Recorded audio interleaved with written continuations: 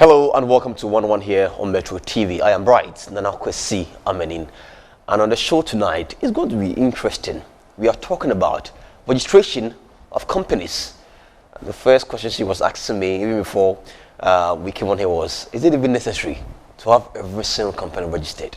You're going to talk about this tonight here on 101. Stay with us.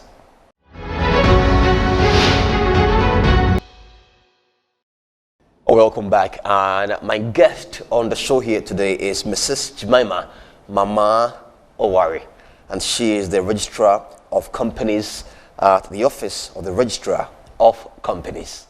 Thank you so much for coming here. Really Thank you very much, Bright, for having me. See you.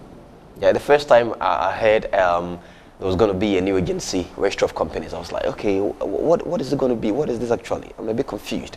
Now, what is it? What is happening? Why Registrar of Companies? Oh, okay, well, by the passage of the Companies Act that repealed the former Companies Act, 1963, Act 179, which we had been using to regulate businesses for a very long time, there was the need to come out with this new office that would be focused solely on the regulation and registration of businesses. Basically, initially, the promoter of this whole Companies Act, Professor Gawa, initially wanted such an office to be in place. I'm talking as far back as 1963. But there weren't that many companies in existence then. So the Registrar General was the one who was overseeing all those activities. That is not only companies, but marriages, estates, administration of estates, in that registration of industrial property rights. So this is what the Registrar General's Department was doing. All these activities under one Registrar General. A lot. So, so that focus on businesses was sort of missing. So when they were repealing the Companies Act to come out with the new Companies Act 2019, Act 992, that is how come this new office was carved out of the Registrar General's Department and set up to be focused on businesses, not only companies, businesses. I mean, by that I mean limited liability companies, business names, sole proprietorships, one-man business, partnerships, external companies, professional bodies. We now regulate insolvency practitioners. We do public education like I'm currently doing. So it's more business focused. That is how come the whole idea came up, yeah. And how has it been for you so far in the outfit ever since you became a full-blown agency? First of all, it's a new organization, so of course you'll understand that it's a bit tricky at this stage. You have to make sure that you have the right strategy documents in place. Mind you, we're coming out of an organization that has been there for years. We still don't have staff. We are now putting our documents together, and then we can have some of our current staff in the Registrar General's Department put up positions. I mean, they take up some of the positions that will be put out, get interviewed, and if they qualify, they'll be moved in there. There's a whole transition process. We have to do a decoupling. And it's not easy. Currently where we are, we're not going to be staying there forever. We have to make sure we get land, and we currently have land in Legon, around the FDB, NIA area, behind the golf house. Okay, we have to now design our new office building, construct it, move staff there. There's a lot. But in all this, how has it affected your operations? Because it looks like it falls short in some aspects when it comes to personnel.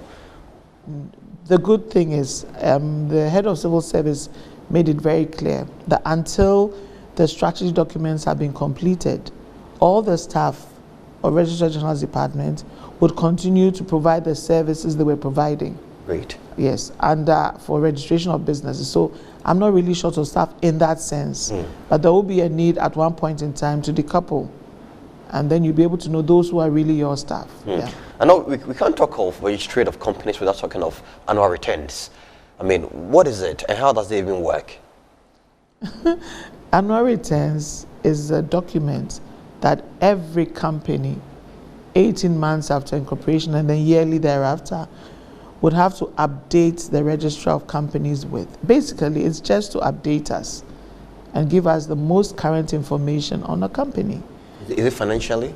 Okay, so now this people have also thought that this annual returns is like maybe what accounts by itself. No, it's a document which, for instance, will give me information on whether the company name is still as it is, whether the directors have changed, or maybe some have died, some have moved on, whether shareholders who started off the company initially are still there, whether they own the shares that they say they own, who the company secretary is, who the auditor. So it's an update. Every single thing you provided us with at the point of incorporation, every year you're supposed to update us with that information. The issue comes when we say attach financial statements. And that's when people will say, I haven't done any business throughout the year. Why can I file tax returns? We are not filing tax returns. That is done at GRA. That is done at GRA. So that's the difference. We file, you update the registrar information on your company as to whether you are still doing well or not. And then the financial return, the chartered accountant that you employ right from the onset will give us a statement to show whether your books are, in good standing or not, whether you're doing well or whether you are failing, whether you are going into insolvency, so we should take you off, or whether you're doing well. And then people can rely on that financial statement to do business with you. That is what we've been talking about all this time. And it's every year. Does it have to do with each and every company or specified ones? No, every company. So I'm talking of public, private, limited, and limited liability companies. That's 4 in 1. I'm talking of companies limited by guarantee. And I'm talking of external companies. So that in all is about 6 types. But it doesn't refer to business names. One-man business, where you own the business by yourself. You are your own person. You make profits yourself.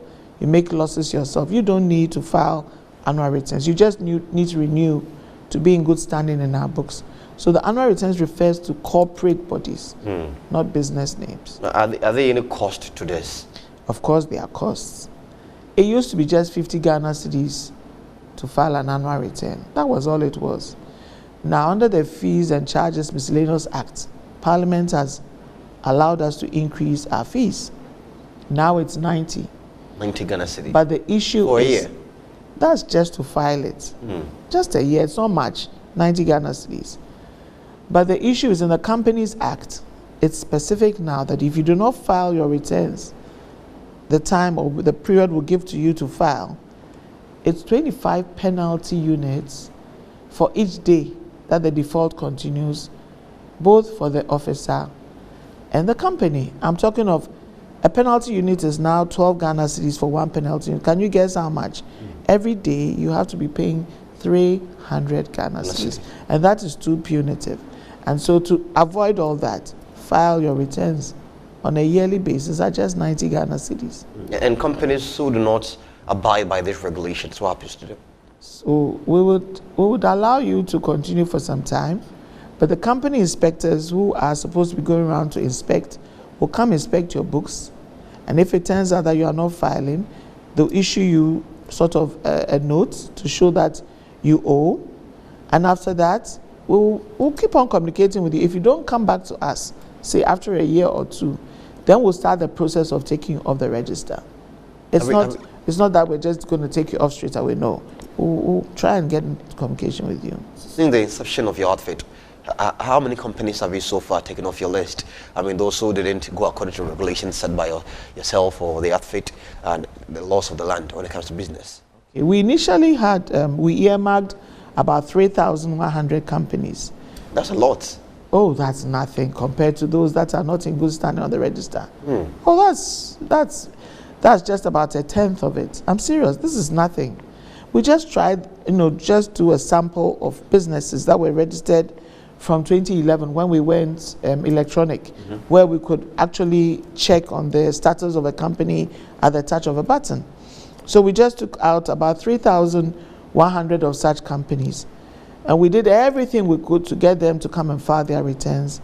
And when they didn't, we took out 2,788. We have over another 2,584 we want to tackle. And these are companies limited by guarantee.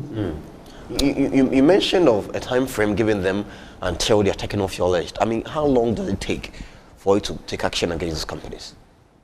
How long? It's taken. We initially started 2020, giving them notices.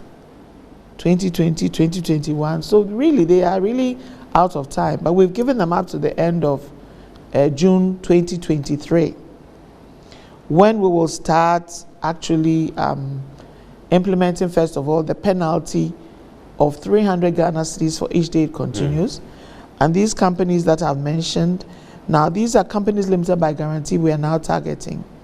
And they are the churches. Most churches see themselves as not doing business, and so they don't even want to file annual returns. And I kept on telling you, the annual return is just an update of the operations of the company. So the church is not necessarily profit making, but possibly directors could have left, subscribers could have left. So you have to update us with that kind of information. The financial statement we're talking of for churches is not going to be profit and loss sort of thing. Assets, liabilities. We need to be transparent with the registrar. Yes. So these churches, I'm talking about 2,584. We're giving them an opportunity before the end of June 30th to come and update us of this year. Yes, we started 2020, so it's not a matter of it's just 3 months. Talking of years, they don't bother.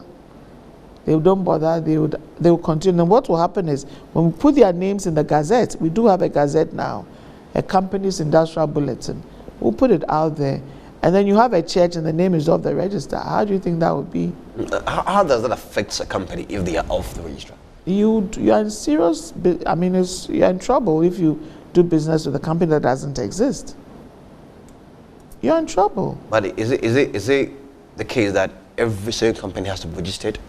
Oh yes, of course. As long as you are carrying on business in a name that is not in your own name, the law requires you to register it. You are Bright. Yes. Bright. Ameni, good. So you can do business in your name, Bright Ameni, without registering. But the minute you add ventures or investments or limit or something to it, you have to register it. That's the law. So the difference is when it has your name attached to it without all the limited, the ventures. You can do business without registering, but nobody will take you serious because every business would want some formality to your operations, and that is why there's a need for you to register. It is a transparent way of checking out what is happening in any company. So if, for instance, you come and check on our register and the name of the business has been taken off, you should not be signing any contract. Especially foreign investors. Yes, they will check. They will come and find out. So if they check the register and they see that, oh, you've been taken off, you are inactive. Your inactive means you've not filed your returns. You know, we don't recognize you as a company. And when that happens, we can't put you back on till after 12 years. After 12 years? Yes, within the 12-year period. Oh, just about saying that. Yes, within the 12-year period, you can go to court and request the court to ask us to reinstate you. But of course, by that time, you have to pay. Can you imagine 300 Ghana cedis for each day the default continues? That whole load of money you have to pay before the filing and all that. And the filing actually gives us the opportunity for you to comply with the requirements of the New Companies Act. I just need to let all businesses know at this stage that we have put out a number of notices. Are you aware that now all businesses need to change the endings of their name? Why that? It's to distinguish you in the register, for the regulator to know that this is a private company, this is a public company, this is an unlimited liability company, this is a limited by guarantee company. So we have suffixes to the end of every name. So if in the past you had a name that has, for instance, ending limited, L-I-M-I-T-E-D, the Companies Act is now saying it should be LTD to end or limited company. You see the difference? Yeah. First it was company limited. Now the ending is limited company or LTD. LTD. And if it's a publicly listed company, some had limited at the end of their names in the past. We didn't distinguish it. So such a company on the stock exchange will have limited at the end, it's wrong, because you should have at the end PLC, or public limited company. So I'm saying, Bright, any company out there that you see with these things still the same, that means they haven't filed their returns. So it's possible Metro hasn't. I'm saying that because the ending is still limited. Your ending is still LIMITED. Have you changed it to LTD or limited company? I don't think so. So this is what I'm trying to say. You need to let the companies be aware that for you to be in good standing, these things should be done. For instance, you should no more be using regulations to govern the operations of your organization. You need a constitution. Have you done all that? Your company secretary should be a professional. Should be a professional. Not anybody at all you appoint as a company secretary. Your auditors, you should have changed them by now if they are more than 6 years. There are quite a number of things that you need to do. The beneficial owners, those who are really behind this organization, you should have disclosed it. So if you're still having that name, all that, then it means you haven't filed your returns. That's what I mean. You have to update us. You've moved from where? You've moved from Laboni. Have you updated us that you are now here? That's what I'm talking about. So I got lost this morning. I ended up in Laboni. If you haven't updated us, that's what could happen. You need to identify where you are at any stage with the regulator. That's what it's all about when I say filing of annual returns. It's nothing, it's not just updating us. Yeah. But why is it that some people think updating or filing annual returns has to do with money? Is it what exactly is the problem? Why is this communication so different from what people know out there? Yeah, so they always thought that we are like GRA. They saw the Office of Registrar of Companies like GRA, where you have to file taxes. That's different.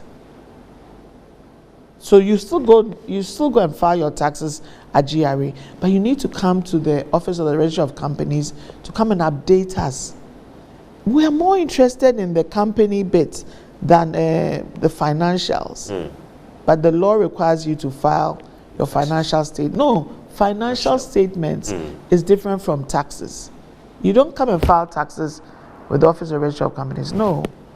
You file financial statements, how the company's operations have been throughout the year, the sort of equity you have, the assets, the loans you've collected, the charges on the you give us that kind of information. That's completely different from filing taxes. Some company might be scared that if I give it to them, maybe it might be dissolved something. Is that right? Oh, no. But have you heard some issues like that? No.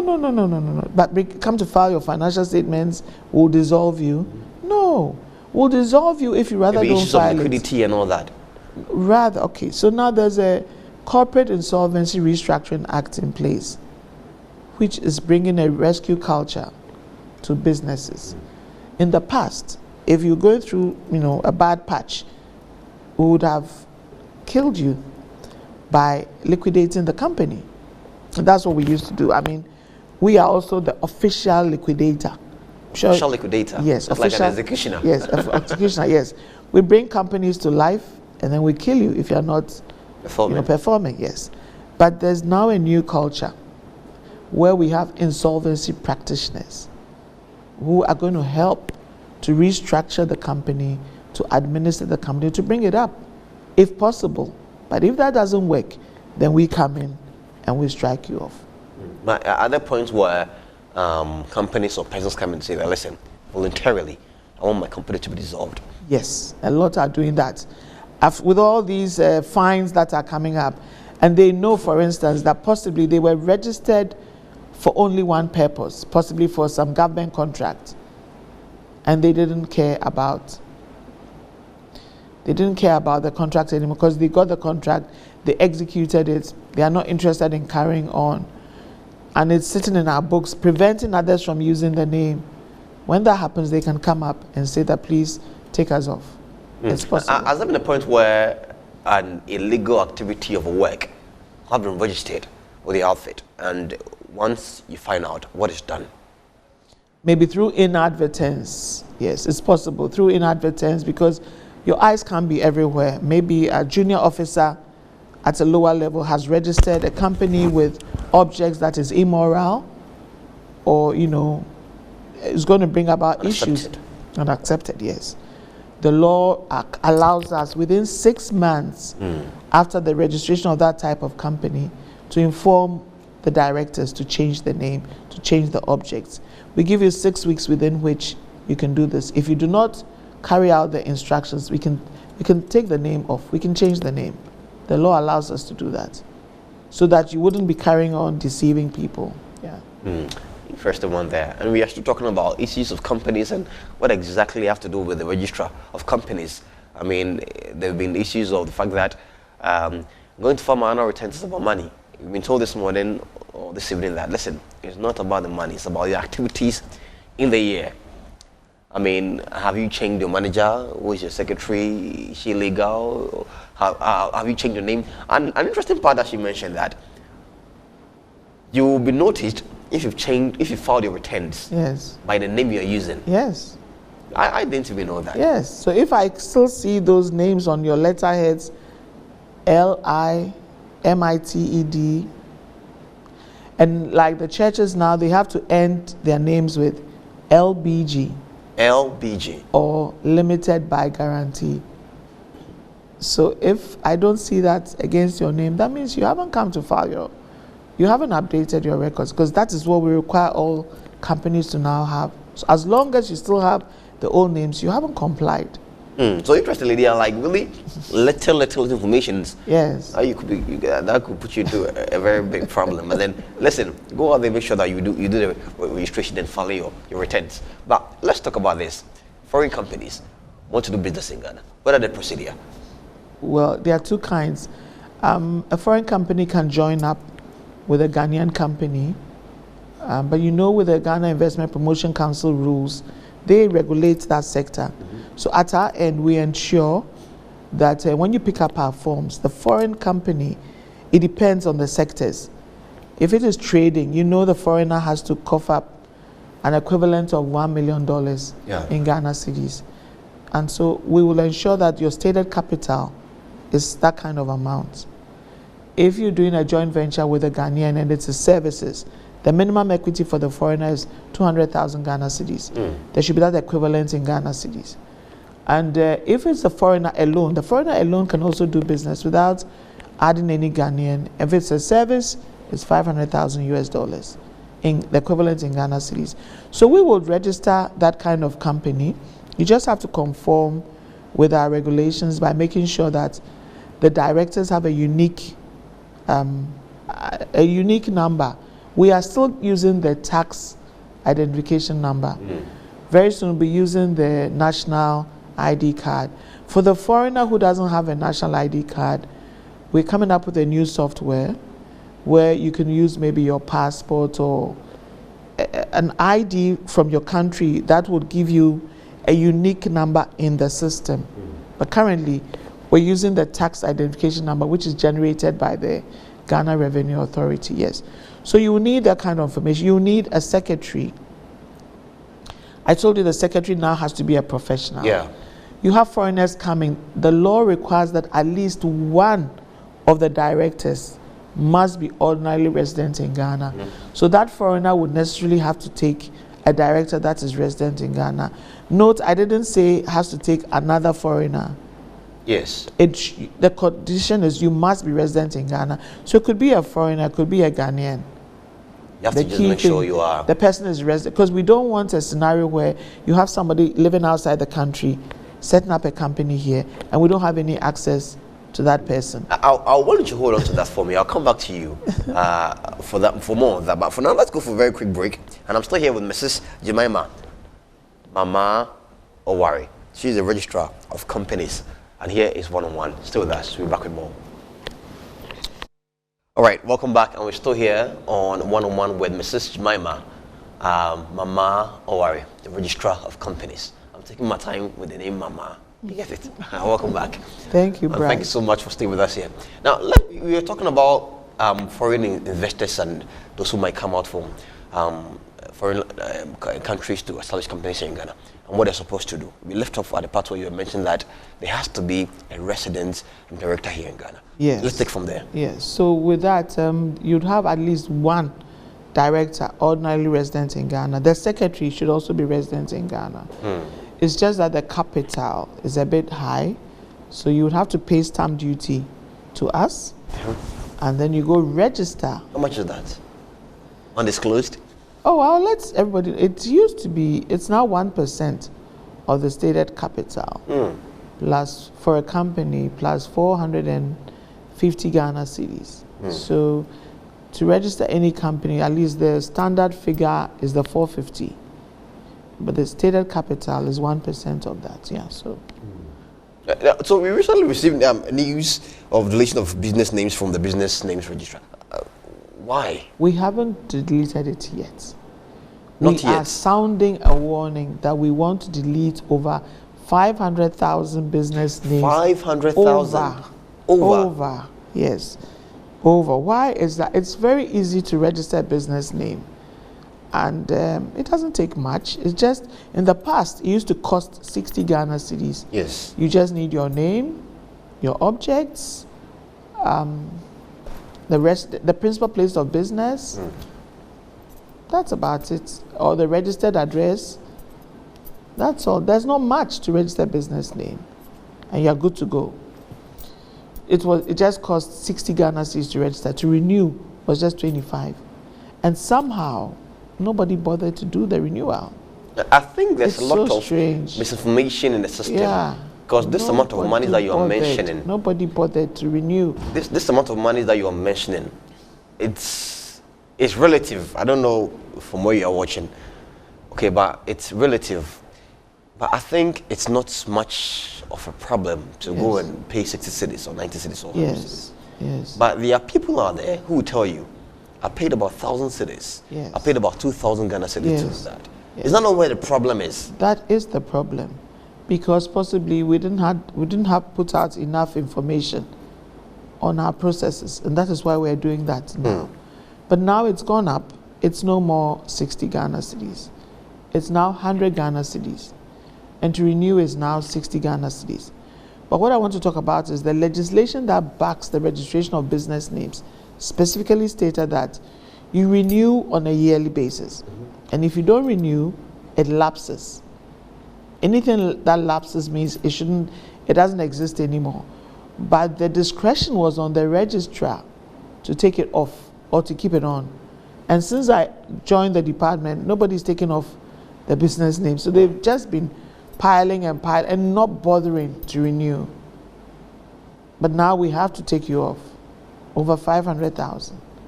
Oh, so if you know that you've not been doing what you're supposed to do, you must be running by now. So now, but please let me also say this: charlatans and fraudsters are using this opportunity to be calling up people, asking them to pay the renewals in a Momo account. And let me state categorically that the office or the registrar of company doesn't have any Momo account. But you do online, right? You can do online through the Ghana GGov platform.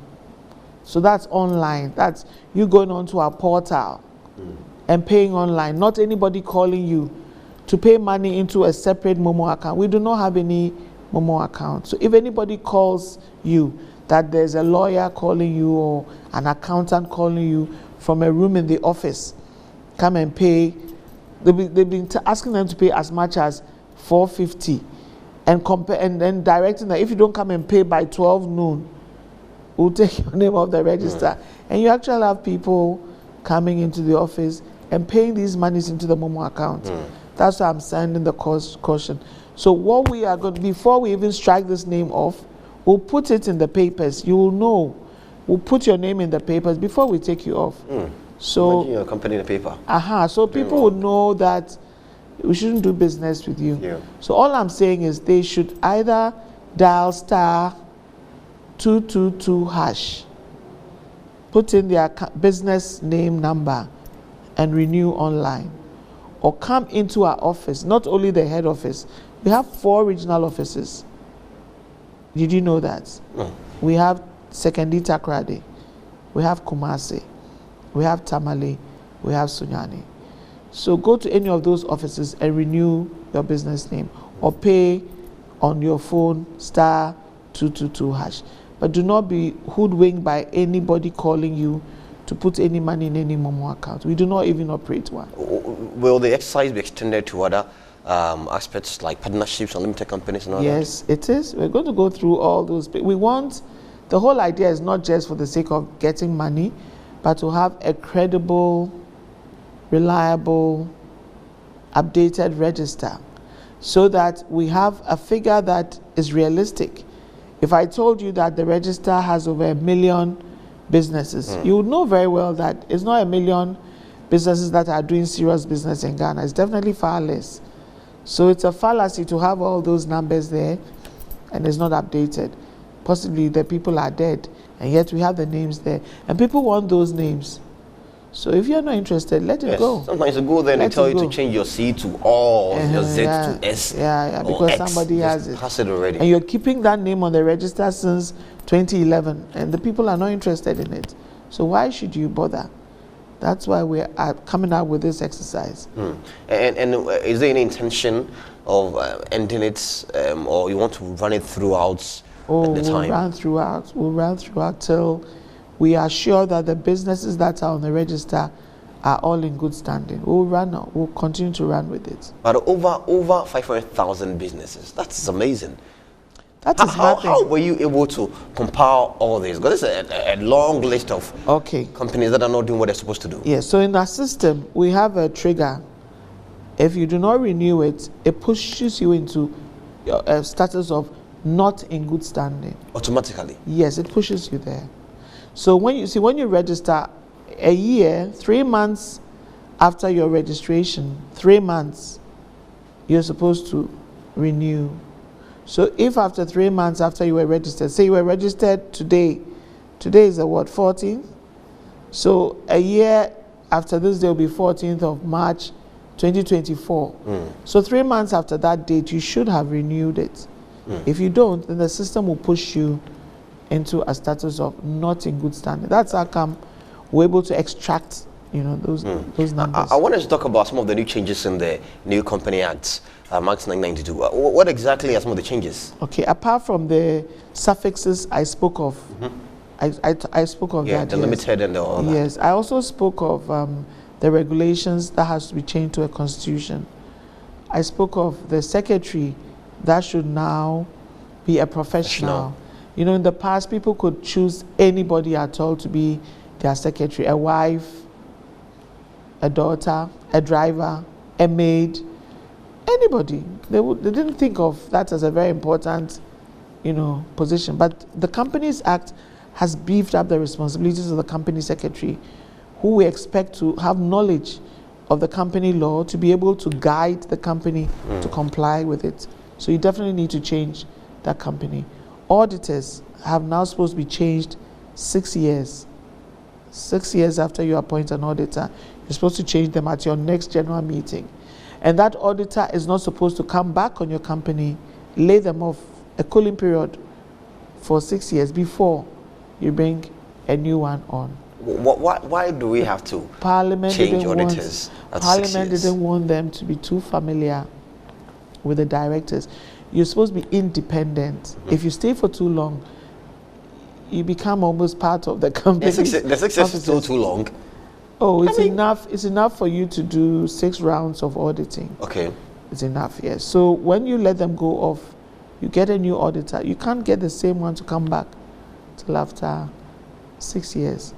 Not only that, we now are requesting for directors who for any reason have caused the company to go under insolvency to swear a statutory declaration that they have not caused any company to go into insolvency. With that kind of statutory declaration, for 5 years, if you have caused the company to go into insolvency, you cannot be a director for the next 5 years. If you've caused any company, doesn't matter which. No, it says if you've been charged or convicted of any crime that causes a company to go into insolvency, or fraud. Fraud is another big one.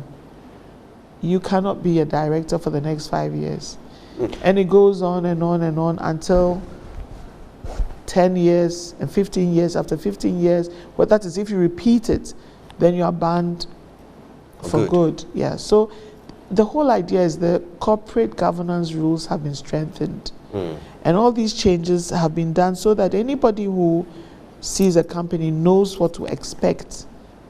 You just don't become, so that's why I kept on telling you, don't force to register a company limited by shares if you are not ready for it. Stick with business names, stick with partnerships, 2 to 20 people.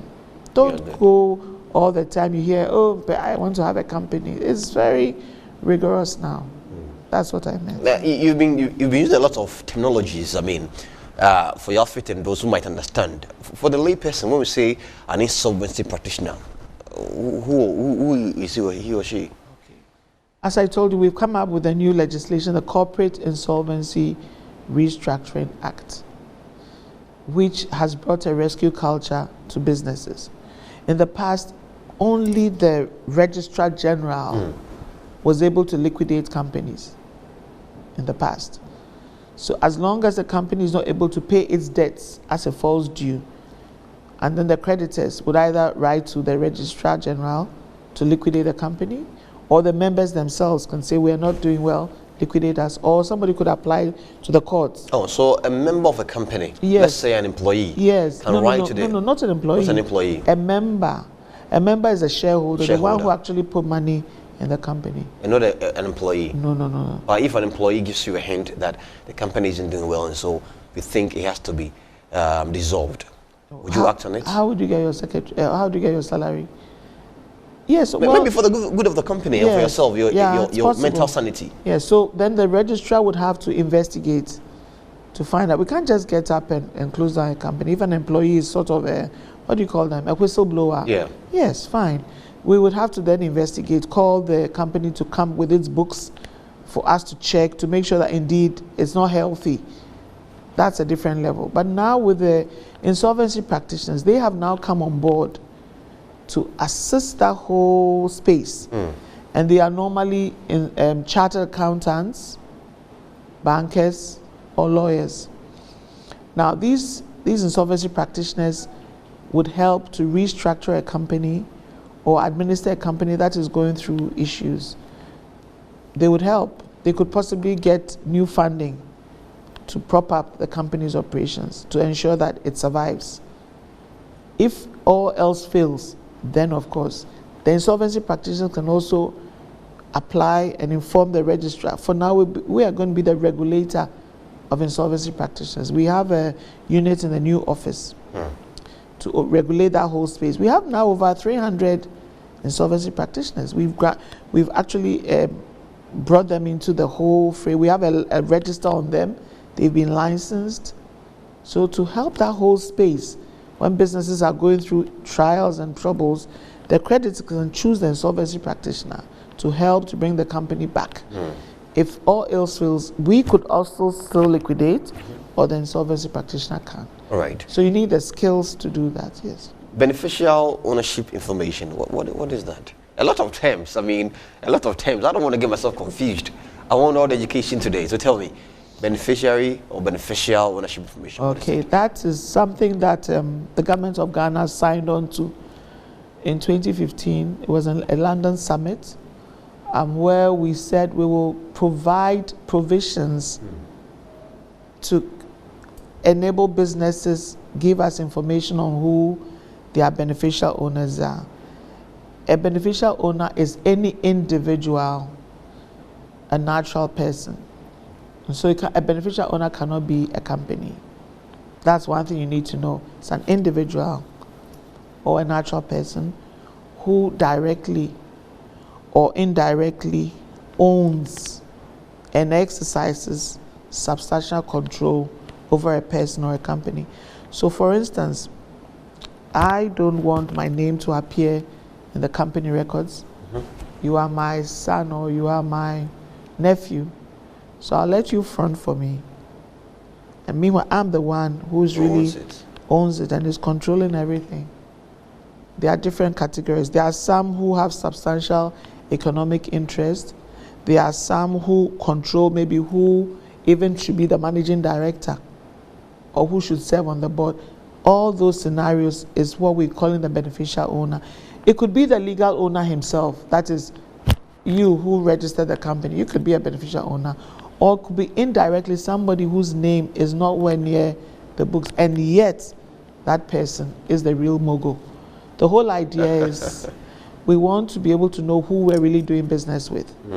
Because if you are not careful, you have quite a number of companies and you're the main person behind it all. In a contracting scenario, you end up having the same company get the same owner sort of getting the space to win 2 contracts or 1 contract. It's just maybe a parent company, you know, and a baby company is the one, but the same person is behind it. That's the whole idea. And sometimes, without that knowledge, you can have terrorism financing going on. Yeah. Illegal money transfers. Yeah. So that is why this regime came up. And they thought the only document that could be used was the Companies Act, the company situation.